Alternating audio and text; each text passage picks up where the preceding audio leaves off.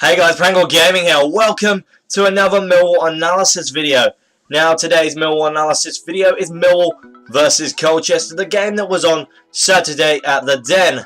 Now Millwall continued their fantastic home form, and while they're playing brilliantly recently, and I really hope that in the future games we can play just as good as we did in this game and fight on for promotion, which would be the ideal target for the team. Now Millwall started the game really well and scored.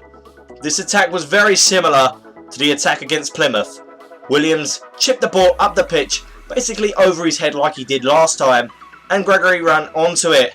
Now, Gregory controlled the ball really well, and, well, a great finish meant that he put it in the back of the net and made it 1-0.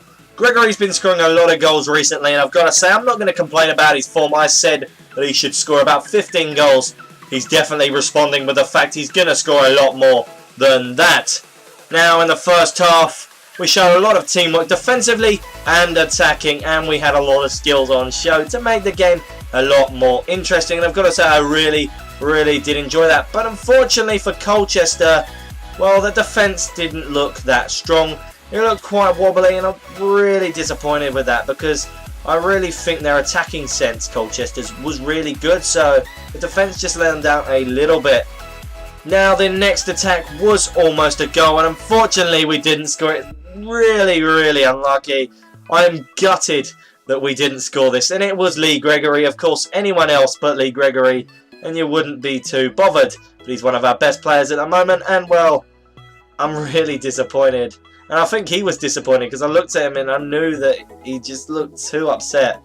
Now what happened was Ella Kirby had a terrible backwards header that Gregory intercepted really well. He chested it down and ran past the goalkeeper completely.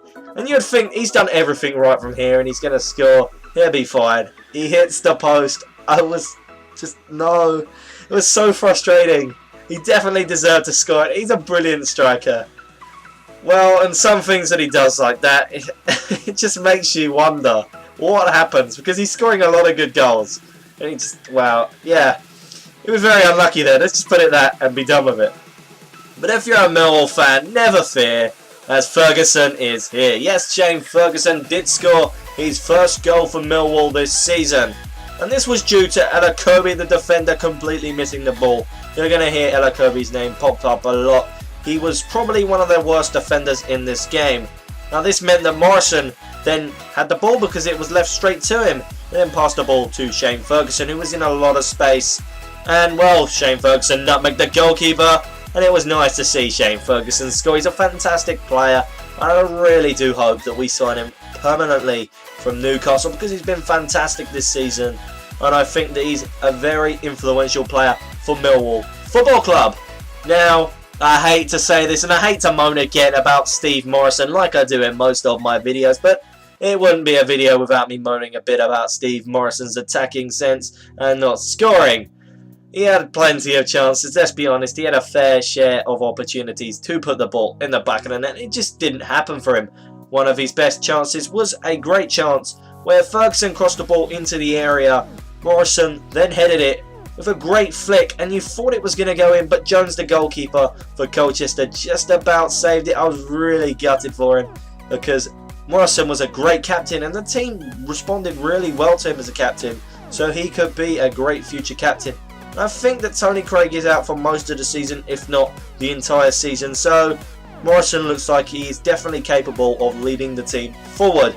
Now in the second half, it didn't start the best way for Millwall as we did concede, and it's really frustrating and really annoying because we've done really well in defence and Archer hasn't conceded that many goals recently, and at home we've kept clean sheets for like the last 3 games, so it's really annoying that we did concede. But Harriet crossed the ball into the air and the cross was fantastic, don't get me wrong, but we should have dealt with it. Now what happened was we couldn't clear it on 2 occasions. Beavers completely missed the ball in the first, and the second Joe Martin controlled it really badly, and it ended up at the feet of Potter, who smashed the ball in the back of the net. He was a fantastic player, and well, he converted it really well.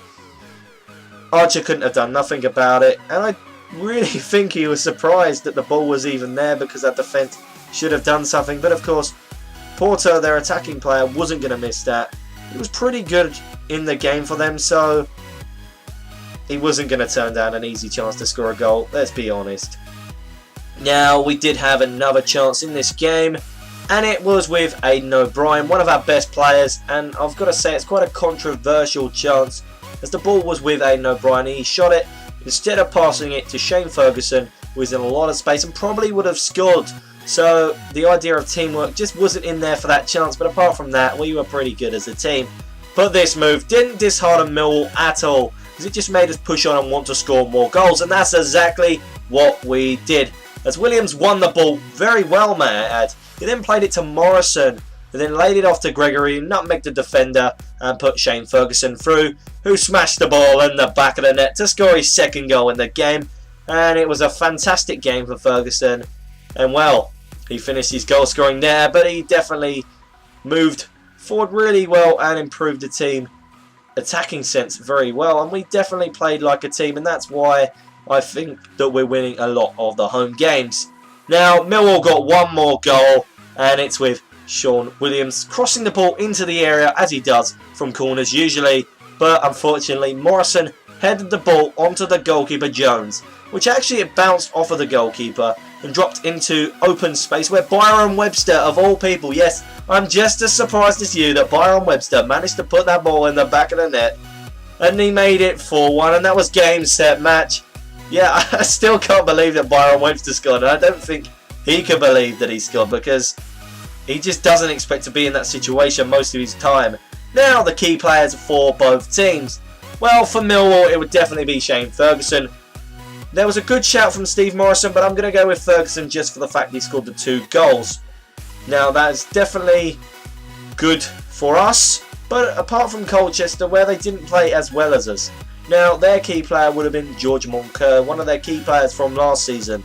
Now, hear me out on this, because with Moncur, he was playing a lot of good passes, creating a lot of opportunities. Now, I could have gone with players like Harriet that done really well down the wing and gave us a big run for our money, should I say, but I think that Moncur's passes were the only reason, really, why Colchester were challenging us. Now, Millwall do have another game, and it's tonight against Fleetwood, so enjoy that. I definitely will enjoy listening to the match commentary. So I hope you guys have enjoyed this video. Like, comment, subscribe, and of course, I'll see you guys in the next video. Goodbye.